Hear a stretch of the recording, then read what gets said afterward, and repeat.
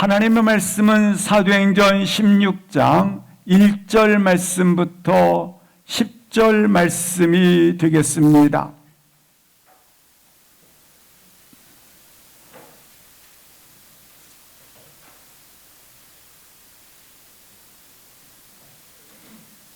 하나님 말씀은 사도행전 16장 1절 말씀부터 10절 말씀 함께 합독하시겠습니다. 바울이 더베와 루스드라에도 이름에 거기 디모데라 하는 제자가 있으니 그 어머니는 믿는 유대 여자요 아버지는 헬라인이라. 디모데는 루스드라와 이고니온에 있는 형제들에게 칭찬받는 자니 바울이 그를 데리고 떠나고자 할세 그 지역에 있는 유대인으로 말미암아 그를 데려다가 할례를 행하니 이는 그 사람들이 그의 아버지는 헬라인인 줄 다 알미로라. 여러 성으로 다녀갈 때에 예루살렘에 있는 사도와 장로들이 작정한 규례를 그들에게 주어 지키게 하니 이에 여러 교회가 믿음이 더 굳건해지고 수가 날마다 늘어가니라. 성령이 아시아에서 말씀을 전하지 못하게 하시거늘 그들이 부르기아와 갈라디아 땅으로 다녀가 무시아 앞에 이르러 비두니아로 가고자 애쓰되 예수의 영이 허락하지 아니하시는지라. 무시아를 지나 드로아로 내려갔는데 밤에 환상이 바울에게 보이니 마게도냐 사람 하나가 서서 그에게 청하여 이르되 마게도냐로 건너와서 우리를 도우라 하거늘 바울이 그 환상을 보았을 때 우리가 곧 마게도냐로 떠나기를 힘쓰니 이는 하나님이 저 사람들에게 복음을 전하라고 우리를 부르신 줄로 인정함이로라. 아멘. 사도행전은 단순히 초대교회 이야기가 아닙니다. 때론 혼란스럽고 복잡하고 어지럽게 돌아가는 세상 속에서 하나님의 나라가 어떻게 확장되어져 가는가를 보여주는 말씀이 되겠습니다. 또한 하나님께 붙들린 사람들이 자신의 인생 속에 하나님의 나라가 어떻게 이루어져 가는지를 보여주는 책이라고 하는 것입니다. 바울 일행은 1차 선교행을 마친 후에 바나바는 마가를 데리고 구브로로 향했고 바울은 실라와 함께 2차 선교행에 시작되어짐을 우리 가운데 보여주고 있습니다. 바울 일행이 2차 선교행의 정확한 청사진을 두 가지를 제시하고 있습니다. 어떤 계획으로 2차 선교행을 시작하는가? 사도행전 15장 36절 말씀을 보시겠습니다. 바울이 2차 선교행의 첫 번째 계획이 있습니다. 그것은 1차 선교행에 전한 각성으로 다시 가서 형제들이 어떠한가 방문하고자 하는 것이 첫 번째 계획이었습니다. 1차 선교행에 복음의 씨앗을 뿌렸습니다. 뿌려진 복음의 씨앗으로 그들이 믿음에 잘 자라고 있는가? 시험에 걸려 넘어지지는 아니했는가? 믿음이 견고하게 서 있는가? 그들이 동시에 신앙이 은혜 가운데 잘 성장하고 있는지를 방문하고자 하였다고 하는 것입니다. 두 번째, 2차 선교행의 청사진이 16장 4절에 기록되어져 있습니다. 여러 성으로 다녀갈 때에 예루살렘에서 얼마 전에 결정되었던 규례들이 있었습니다.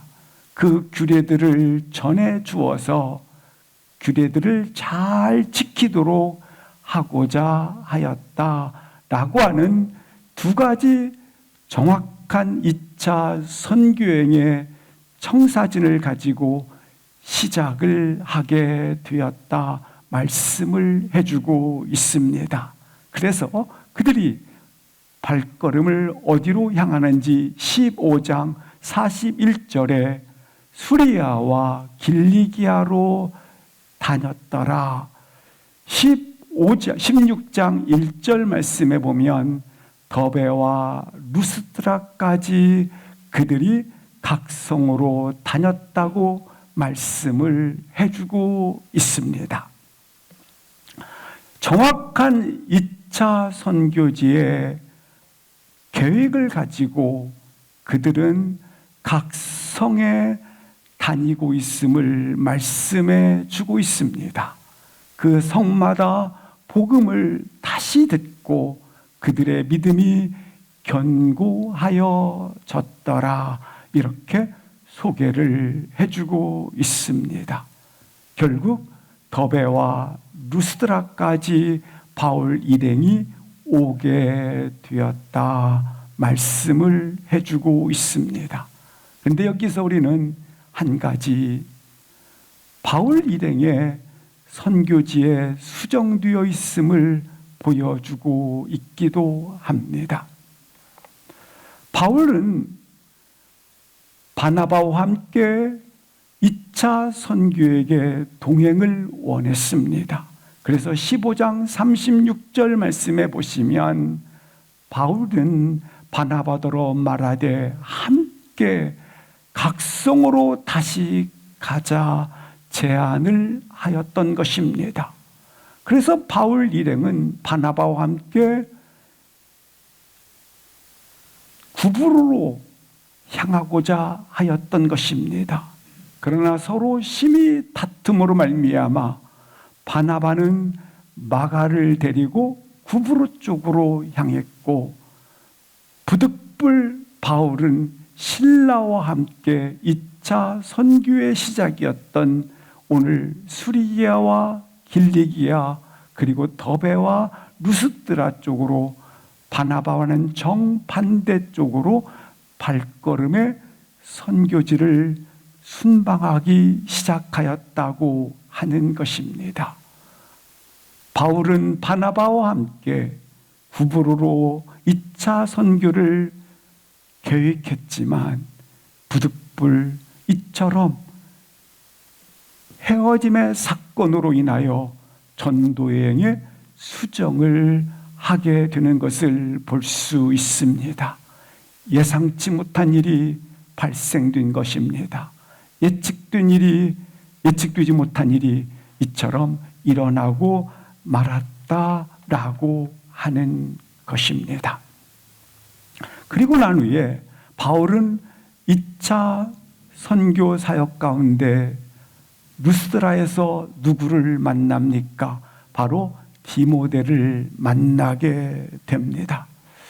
이 루스드라는 바울이 5년 만에 다시 순방한 지역이 되겠습니다.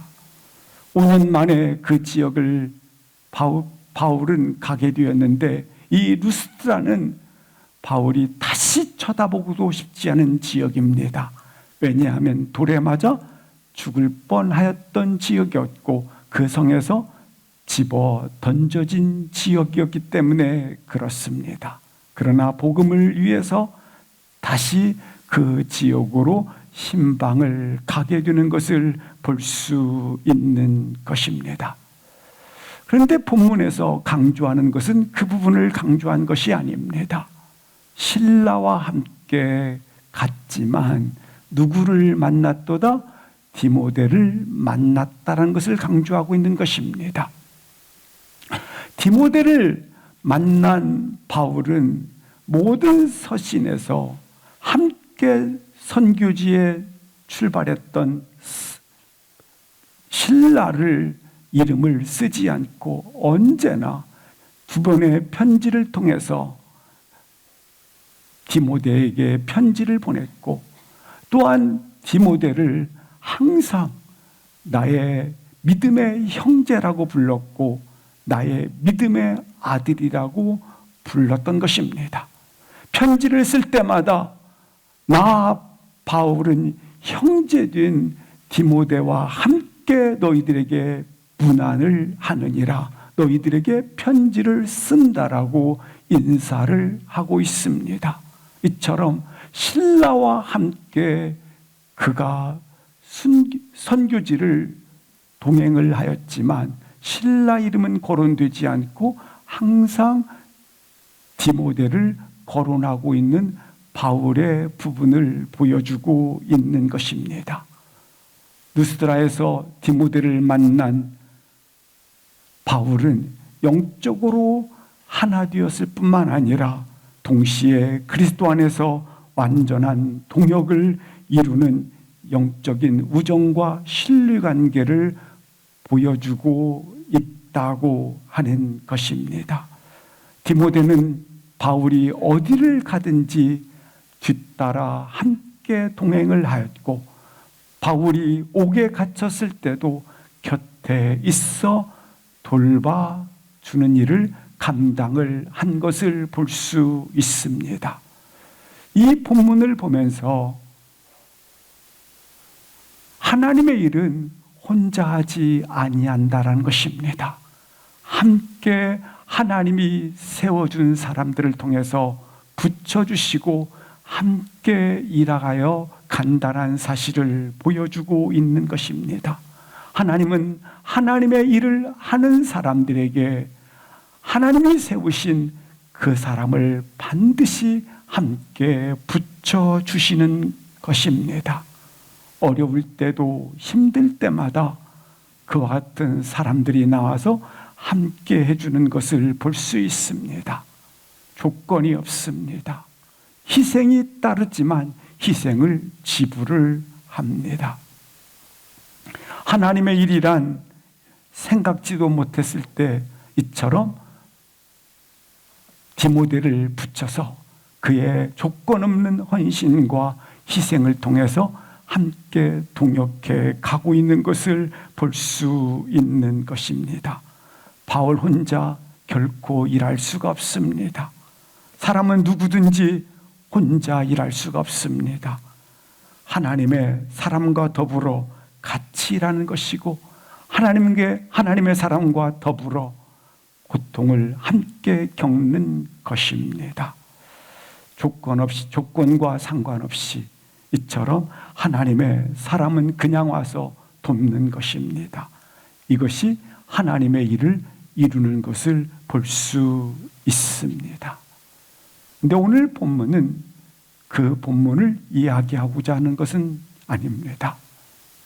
바울이 아직까지도 하나님의 뜻을 몰랐다라는 것을 말씀하고 있는 본문이라고 하는 것입니다.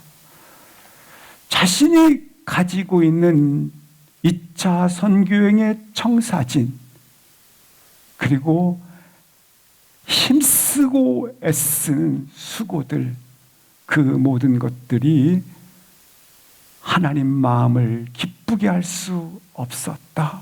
하나님이 기뻐하지 않았다라는 것을 말씀해 주고 있는 것입니다. 그것이 어떤 사건이냐면 바나바와 헤어짐의 사건입니다. 그리고 생각지도 않게 디모데를 만난 사건이라고 하는 것입니다.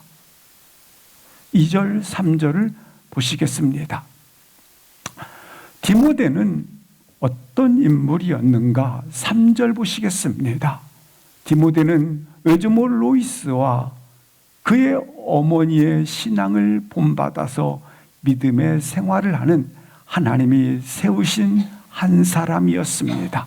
아버지는 헬라인이었기 때문에 그는 이 디모데란 인물은 혼혈인이었다고 하는 것입니다.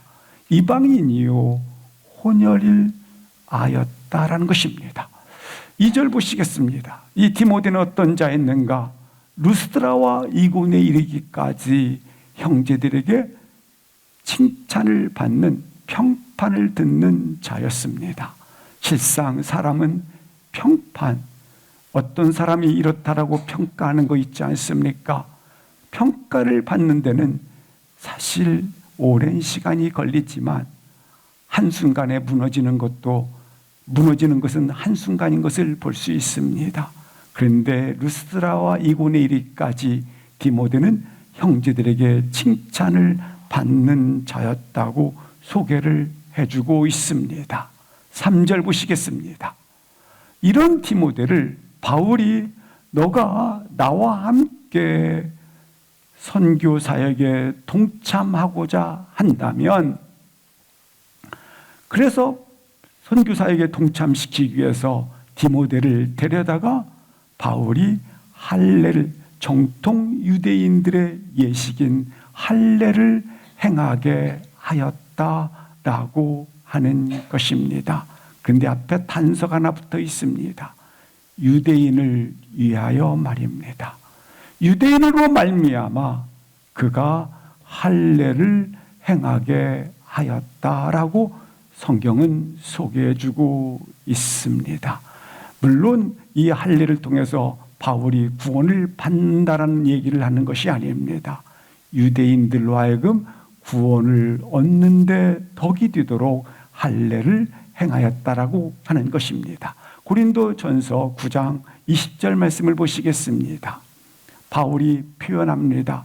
유대인들에게 내가 유대인과 같이 된 것은 유대인들을 얻고자 함이라라고 하는 것입니다. 여기까지 뭘 이야기를 하고 있습니까?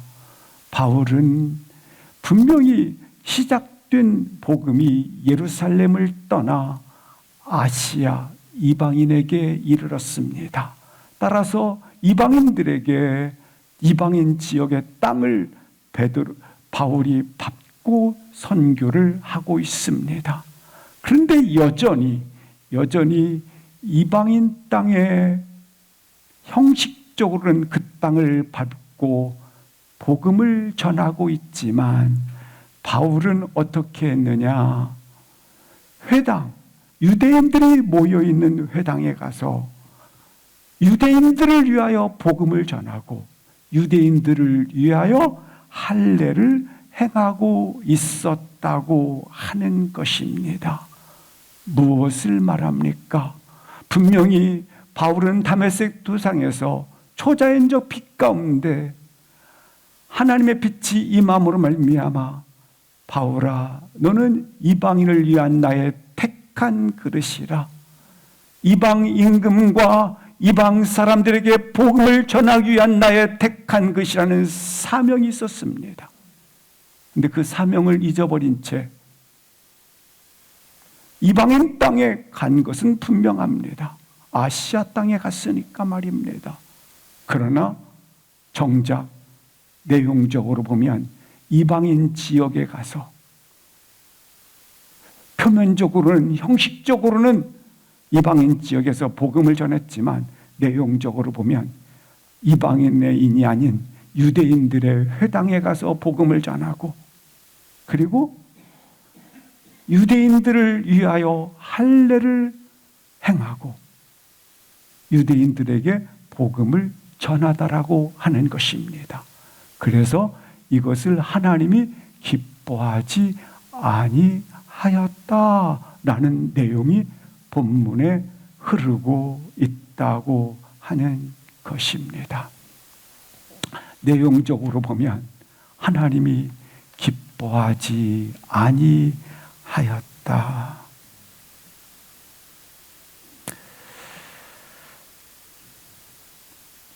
하나님은 계속해서 바울에게 말합니다. 왜 너가 바나바와 다투게 되었는가?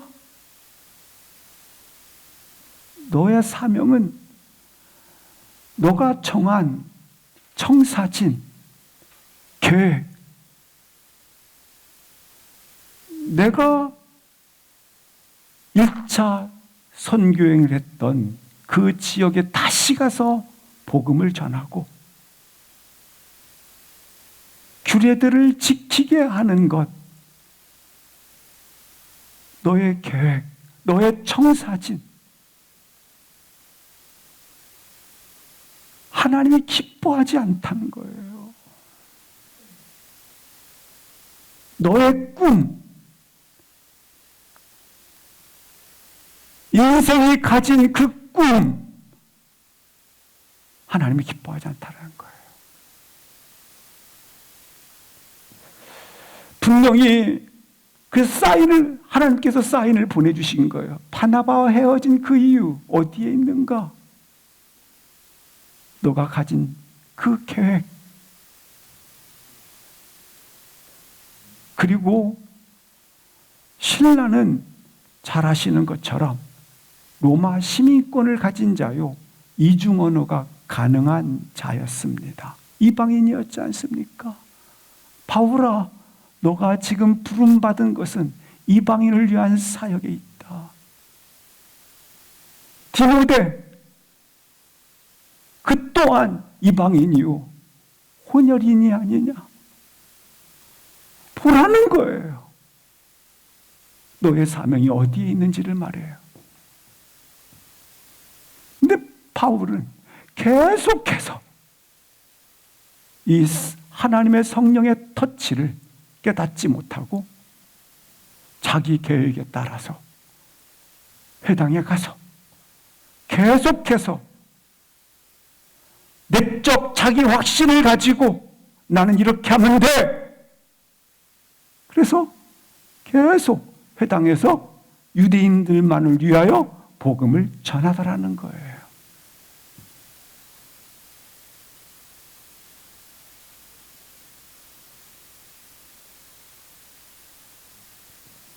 사절 5절 보시겠습니다. 4절 5절. 여러 성으로 다녀갈 때에 이제 여러 아시아에 있는 여러 성을 다니는 거예요. 그래서 회당에 들려서 아까 디모데도 정통적인 할례를 행하게 하더니 다니는 곳마다 규례를 지키는 데 있었어요. 5절 보시겠습니다. 5절.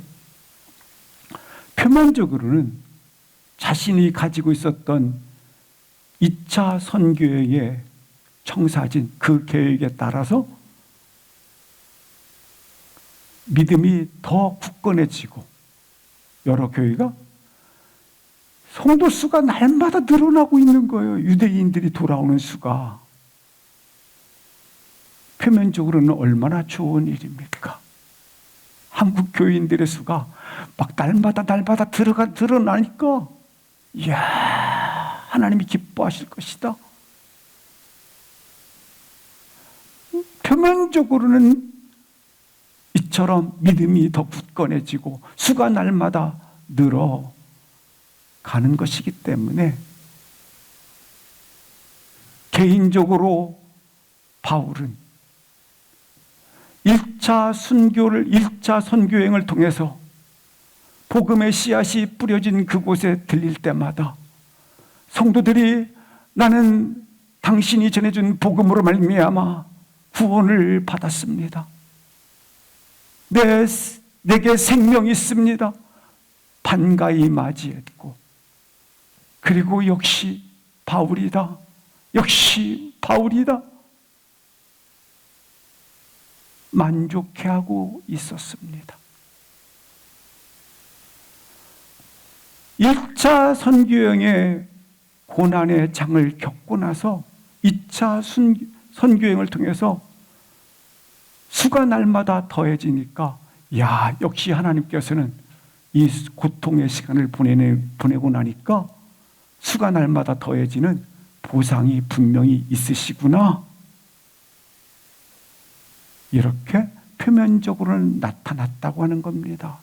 근데 6절을 합독하시겠습니다. 시작. 아시아에서 말씀을 전하지 못하게 하시거늘 그들이 부르기아와 갈라디아 등으로 다녀가. 성령이 아시아에서 말씀을 전하지 못하게 하시거늘 말씀해주고 있습니다. 바울은 성령께서 계속 사인을 주었습니다. 말씀을 해주신 거예요. 바나바와 헤어짐을 사건을 통해서 신라를 부득불 데리고 전혀 다른 구브로로 갔기 때문에 역으로 지역을 선택해야 되는, 그리고 디모데를 만남을 통해서 말씀을 해주었는데도 바울이 하나님의 뜻을 깨닫지 못하고 계속 아시아에 가서, 아시아 지역에 가서 회당에 들려 규례를 지켜 할례를 행하면서 유대인들에게 복음을 전하고 있다고 하는 것입니다. 자신이 가지고 있었던 전략에 따라서, 자신이 가지고 있었던 인생의 자신의 꿈, 청사진에 따라서 그렇게 성령의 말씀에 줌에도 불구하고 계속 전하자 하나님이 기뻐하지 아니하신다라는 겁니다. 그런데도 계속 전하자 성령이 못하게 막았다라는 거예요. 여기 못하게 막았다라는 이 말은 엄중하게, 다른 말로 차단했다.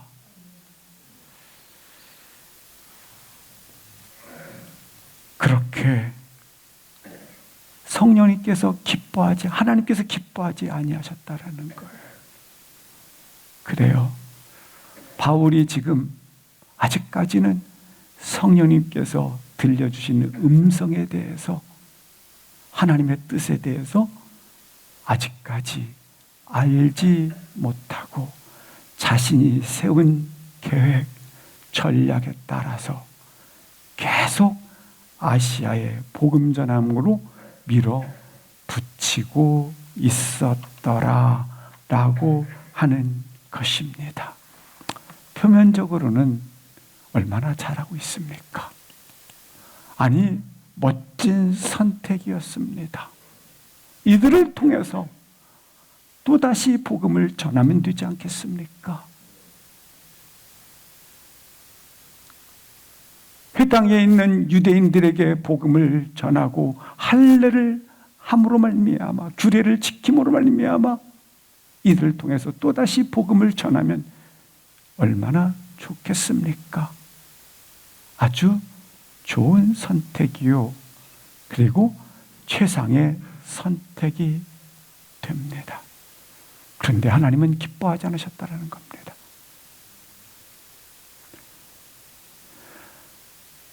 성령이 아시아에서 말씀을 전하지 못한다는 이 말은 아주 강력한 발언입니다. 금했다라는 겁니다. 차단했다는 것입니다. 엄격하게 중지하라는 것입니다. 아니, 이렇게 좋은 선택을 했는데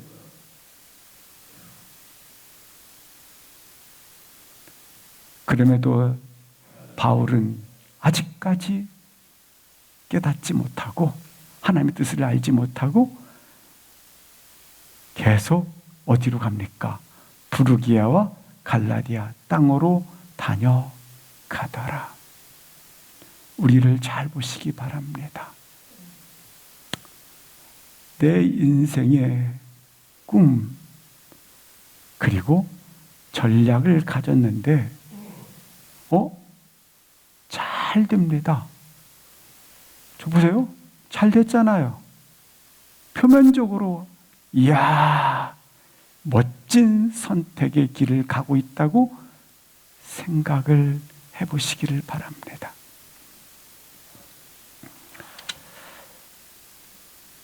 성경의 형통과 인간의 형통이 있습니다. 성경에서 대표적인 형통은 요셉이 보디발의 집에 종으로 팔려갈 때 하나님이 함께 하심으로 저를 형통케 하셨다. 감옥에 요셉이 던져질 때 하나님이 저와 함께 하심으로 형통케 하셨다.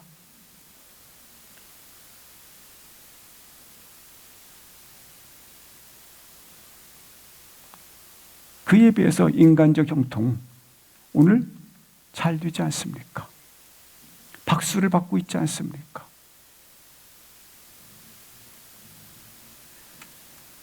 따라서 인간적 형통이 잘못됐다는 것이 아닙니다.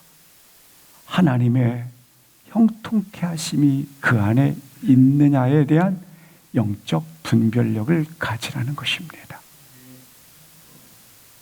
7절 보시겠습니다. 시작. 하고자 애쓰되 예수의 영이 허락하지 아니하시는지라. 이 사도 바울은 계속해서 내적 확신을 가지고 내가 청사진을 전략을 세운 것, 그리고 아시아의 복음을 전하자 수많은 무리들이 다시 죽게 돌아오는 역사가 있는 것 볼진데 이는 좋은 선택이었다. 내적 확신을 가지고 계속 비두니아로 가서 복음을 전하고자 합니다. 그런데 예수의 영이 기뻐하지 아니하신지라. 예수의 영이 허락하지 아니하신지라. 비두니아로 가고자 하는 것이 옳은 선택이요, 자기 확신이요, 자기가 보기에 최고의 옳은 선택이었다고 생각을 합니다. 그래서 애썼어요. 여기 애쓰다라는 말은 어떻게 하냐면 몸부림치다라는 겁니다. 얼마나 애쓰는지 모릅니다.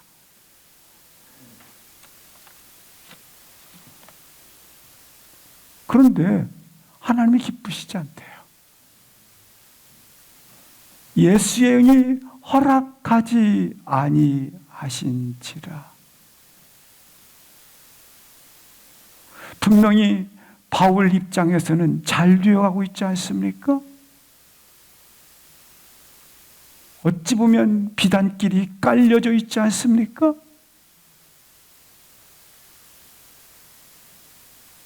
자신이 가지고 있는 확정적 내적 확신 계획,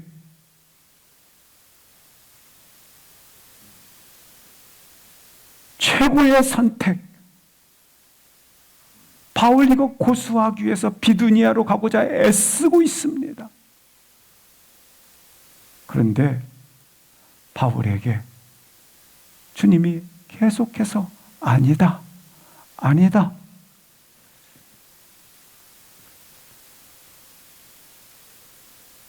감사하게도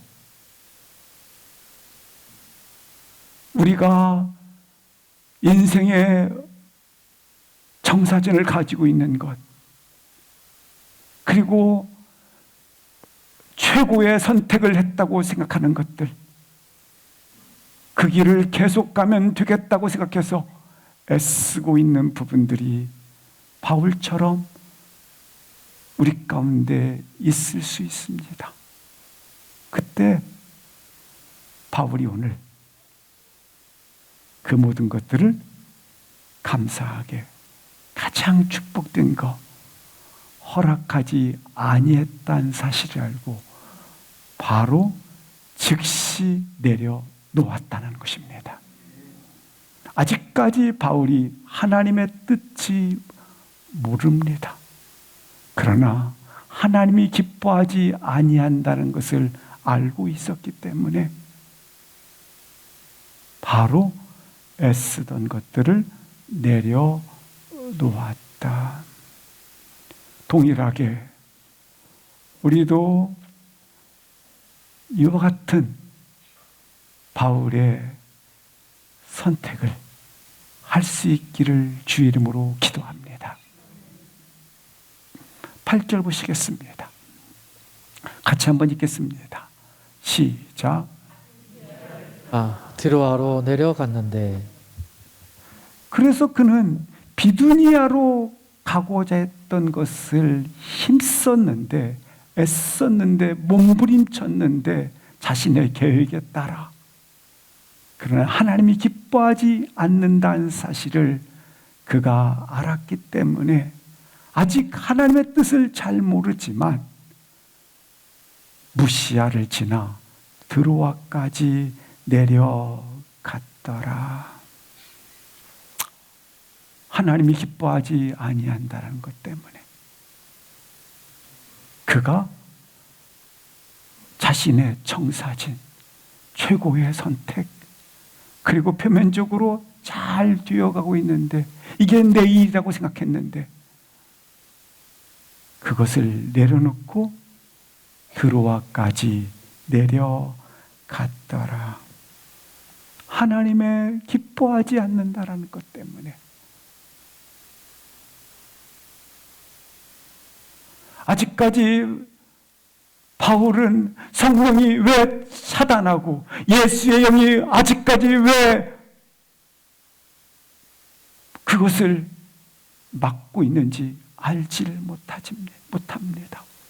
그러나 하나님이 기뻐하지 않는다는 것만 이제 그가 영적으로 느꼈기 때문에 드로아까지 내려가고 있습니다. 비두니아로 가고자 하는 것을 접고 무시아를 지나 드로아까지 내려갔습니다. 그리고 그날 밤입니다. 9절 압도하시겠습니다.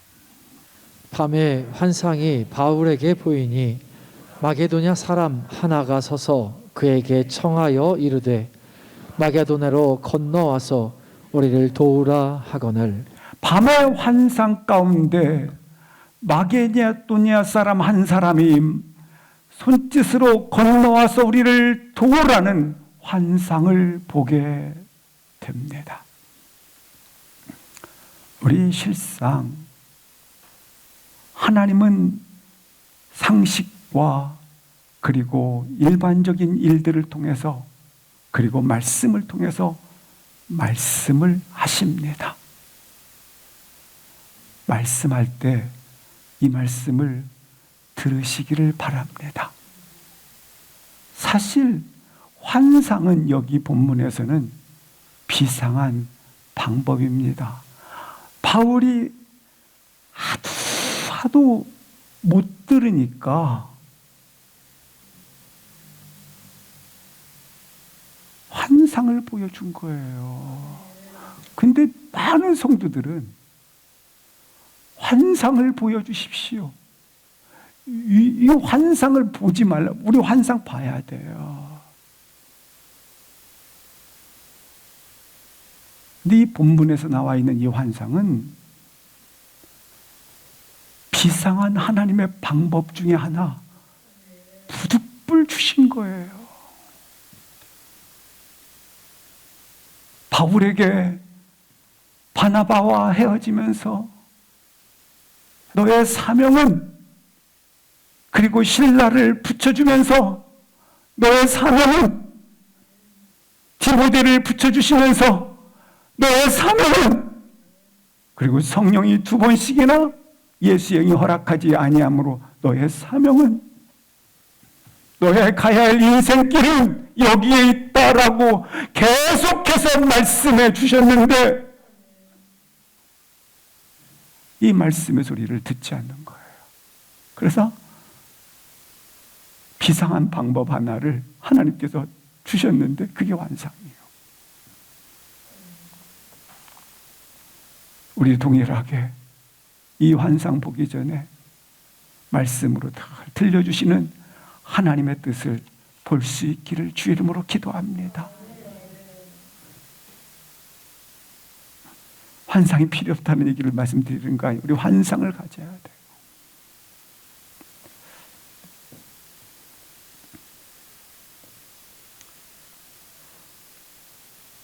들려줘도 안 되자 성령께서 친히 막으셨고, 성령께서 친히 막았을 뿐만 아니라 이처럼 하나님께서 환상을 보여주셨습니다. 이에 대한 10절 바울의 반응입니다. 합독하시겠습니다. 바울이 그 환상을 보았을 때 우리가 곧 마게도냐로 떠나기를 힘쓰니 이는 하나님이 저 사람들에게 복음을 전하라고 우리를 부르신 줄로 인정함이로라. 바울이 그 환상을 보았을 때에 곧 즉 즉시 지금 마게도냐로 떠나기를 힘쓰더라. 이제까지 풀리지 않는 의문을 가지고 바울이 있었습니다. 근데 지금 드로아에 와 있습니다.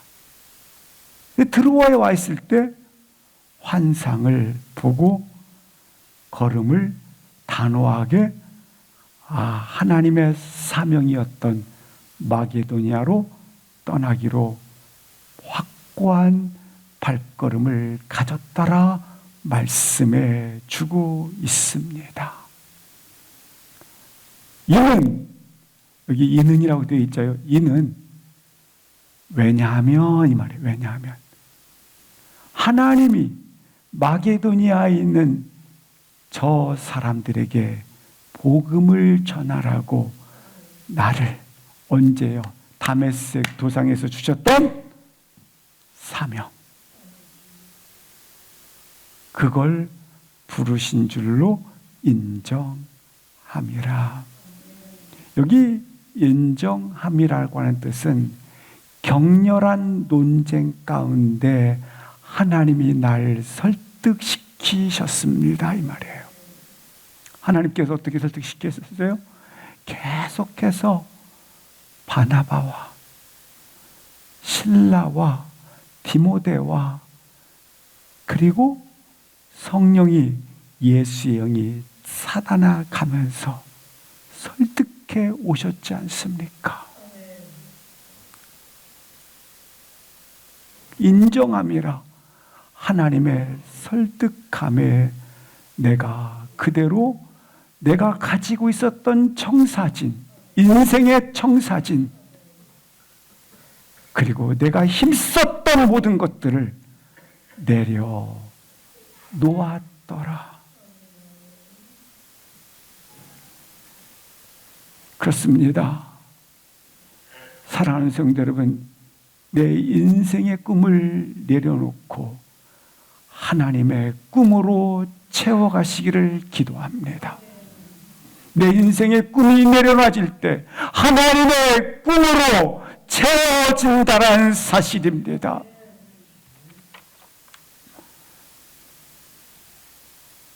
인정함이라. 하나님께서는 여러 사건을 통해서 설득해 오셨고 말씀해 주셨고 결국은 바울이 나의 계획과 나의 애씀들을 내려놓고 하나님의 이와 같이 나를 설득하셔서 주셨던 사명을 내가 드디어 보게 되었더라. 이 본문을 보세요. 바울이 그 환상을 보았을 때 우리가 복수지 않습니까? 이게 복수는 누구를 말하냐면 바울과 나 저자인 마가를 말합니다. 누가를 말합니다. 누가. 죄송합니다. 바울과 저자인 누가. 누가는 누굽니까? 의사가 아니겠습니까? 바울은 일평생 몸에 병을 안고 걸어다니는 질병을 가진 자였습니다. 병을 가지고 있었어요. 그런데 바울이 어떻게 사도행전을 하나님의 기록들을 써가고 있는지를 저자인 누가는 의사이다 보니까 상세하게 자세하게 기록으로 남기도록 바울에게 이 질병을 그대로 두셨다고 하는 사실입니다. 왜? 누가를 붙이셔서 사도행전을 남길 수 있도록 말입니다. 이것이 하나님의 지혜입니다.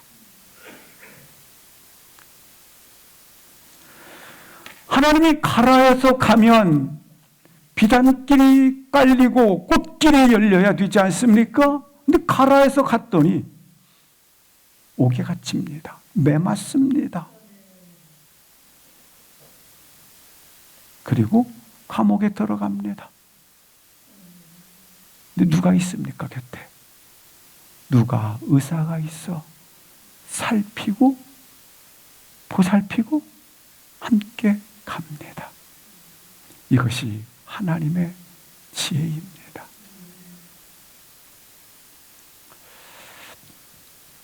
바울은 곧 마게도니아로 떠나기를 힘썼다. 보십시오. 바울의 원래의 계획에서 마게도니아는 없습니다. 우리가 바울이 처음에 2차 선교여행을 가질 때에 청사진 속에 1차 순번지였던 신방지였던 복음 전했던 그곳에 신방을 하자 하지 않았습니까? 마게도니아는 유럽 땅입니다. 바울의 계획 속에 전혀 없는, 한 번도 가보지 못한 낯선 땅일 뿐입니다. 그런데 오늘 본문에 마게도니아 떠나기를 힘썼다, 이 말은 마치 경주하듯이 질주했다라는 겁니다.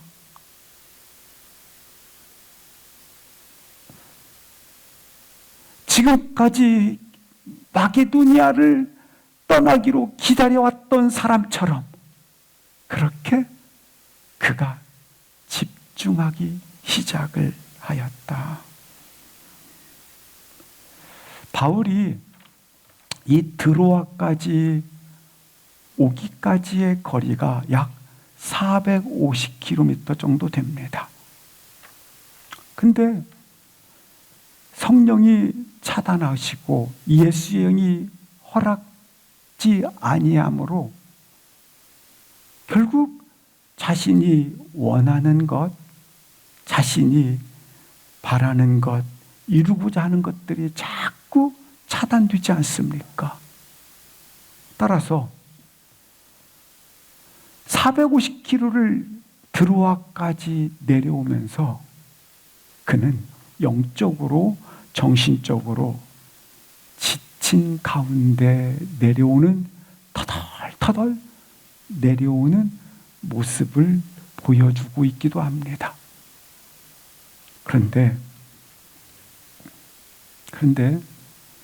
그가 2차 선교여행의 청사진이 완전히 깨졌습니다. 그렇지 않습니까? 그가 1차 선교여행 때 고생했던 지역, 제2차 선교여행 때 떠나면서 열매를 표면적으로 맺었지 않습니까? 그런데 성령님께서 계속 허락지 아니하고 차단시키셨어요. 그래서 그가 드로아를 거쳐 비두니아로 가지 않고 무시아를 거쳐 드로아까지 오는 거리가 450km 정도 돼요. 낙심과 절망과 실망으로 내려오는 것 같았습니다. 그런데 그렇지 않다는 것입니다. 우리가 곧 어디로? 마게도니아 떠나기로 질주하더라. 다른 말로 말하면 확정되고 확정되었다. 떠나기로 이처럼 정확한 확신을 가졌다. 이 표현을 뭘 말합니까? 마게도니아로 떠난다라는, 가기로 했다라는 하나님의 뜻을, 하나님의 기뻐하심을 이제야 내가 보았다라는 겁니다. 450km를 그가 내려오는 가운데 하나님께서 차단하시고 성령님께서 기뻐하지 아니한 가운데 내려오는 그와 같은 걸음걸이 속에 그가 왜 절망하거나 낙담하지 않았는가? 나에게 하나님의 뜻이 드디어 깨달아졌기 때문에. 그래서 마치 신랑을 기다렸던 신부처럼 기쁘게 가뭄에 바짝바짝 말라가는 눈바닥에 생명의 비가 내리는 것처럼 하나님의 뜻이 그에게 발견되었기 때문에 이처럼 모든 것이 하나님의 뜻이 발견되는 순간 모든 것들이 문제가 되지 않았다는 겁니다. 바울이 곧 마게도냐로 떠나기를 힘썼다 이렇게 나오지 않습니까? 450km를 불확실한 가운데 걸어서 여기까지 왔습니다. 드로아까지. 내가 원하는 것을 손에 못 넣었기 때문에 힘든 것이 아닙니다. 힘들었던 이유는 2차 선교여행의 문제. 내가 이와 같은 분명한 청사진을 갖고 있었고 힘썼고 전략을 가지고 와서 표면적으로 다 잘 되었습니다. 최고의 선택을 했다고 사람들이 박수를 칩니다. 그러나 그는 답답했습니다. 그러나 그는 어찌 보면 속상했습니다. 왜 그런 줄 아십니까? 하나님의 뜻이 아직 자기 속에 발견되지 않았기 때문에 말입니다. 그러나 하나님의 뜻이 발견되는 지금 이 순간 모든 것이 문제가 하나도 없게 되어졌다고 하는 것입니다. 우리는 분명히 바울은 이 450km를 걷는 동안 내 인생은 하나님께로 드려지기로 결정된 인생이었습니다. 한 번 사는 인생, 하나님의 뜻을 이루며 살기를 원하는 인생이었습니다. 그 마음 때문에 하나님의 뜻을 모르지만 지금 하나님 기뻐하지 않는다는 그 사실로 인하여 어디까지 왔습니까? 드로아까지 와 있지 않겠습니까? 2차 선교여행의 문제는 무엇입니까? 하나님의 뜻을 모른다는 데 있었습니다. 1차 선교여행처럼 하나님의 뜻대로 살아가기로 결정되었기 때문에 뜻을 알았던 사도 바울은 매를 맞아도 괜찮고 돌에 치임받아 옥에 던져도 괜찮고 하나님의 뜻을 알았을 때, 근데 2차 선교여행에서는 다 순탄한데 하나님의 뜻을 모르니까 이처럼 모든 것이 문제가 되지 않았습니까? 드로아에 와서 하나님의 뜻을 아는 순간 모든 문제가 되지 않았던 것을 볼 수 있는 것입니다. 왜 바울이 힘들었습니까? 청사진이 2차 선교의 청사진이 깨졌기 때문에, 내 계획이 무너졌기 때문에, 내 계획이 안 됐기 때문에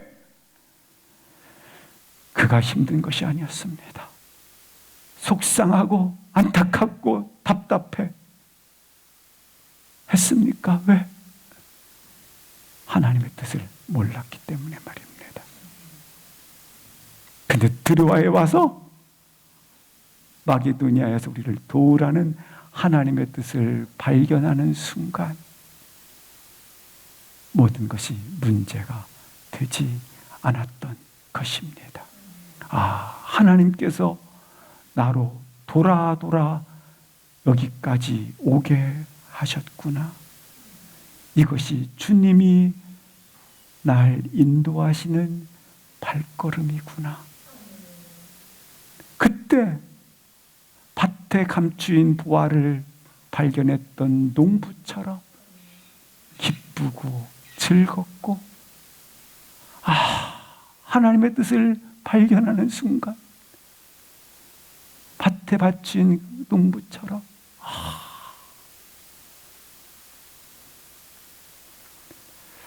내 인생이 힘든 것은 원하는 것이 채워지지 않았기 때문도 아닙니다. 청사진이 없기 때문도 아닙니다. 전략에 힘을 쏟지 않았기 때문에 힘든 것이 아닙니다. 하나님의 뜻이 무엇인지를 모르기 때문에 힘든 것입니다. 그러나 하나님의 뜻이 분명하면 어떤 말씀을 한다 할지라도 그것은 무거운 짐이 들지 않는 것입니다.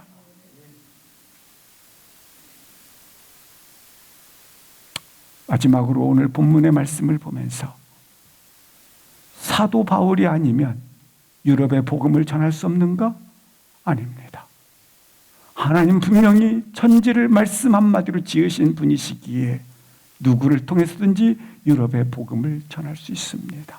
그런데 하나님은 그렇게 하지 않으십니다. 바울을 설득시키시고 환상을 보여주시면서까지도 바울을 통해서 유럽을 복음화 시키기 시작합니다. 왜입니까? 이 복음의 길, 하나님의 나라의 길을 바울아, 우리 하나님께서 하시는 말씀, 나는 너와 함께하고 싶다라는 것입니다. 사랑하는 자와 함께하고 싶다라는 것입니다. 하나님이 우리를 부르시는 것은 일 때문에 부르는 것이 아닙니다. 딱 하나, 사랑하기 때문에 나는 너와 함께 복음의 길을 쓰고 싶다는 것입니다. 사랑하기 때문에 나는 하나님의 나라의 길을 너와 함께 써가고 싶다는 것입니다. 나를 인식시키기 위해서 부르는 것이 아닙니다.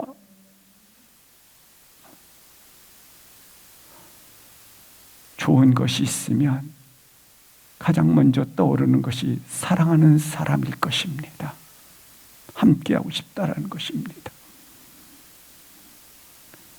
하나님의 마음은 나는 이 사역을 너와 함께하고 싶다라는 것입니다. 사랑의 파트너, 동행자로 말입니다. 인생의 꿈을 내려놓고 하나님의 꿈을 꾸시기를 주의 이름으로 기도합니다. 일어나셔서 함께 기도하시겠습니다.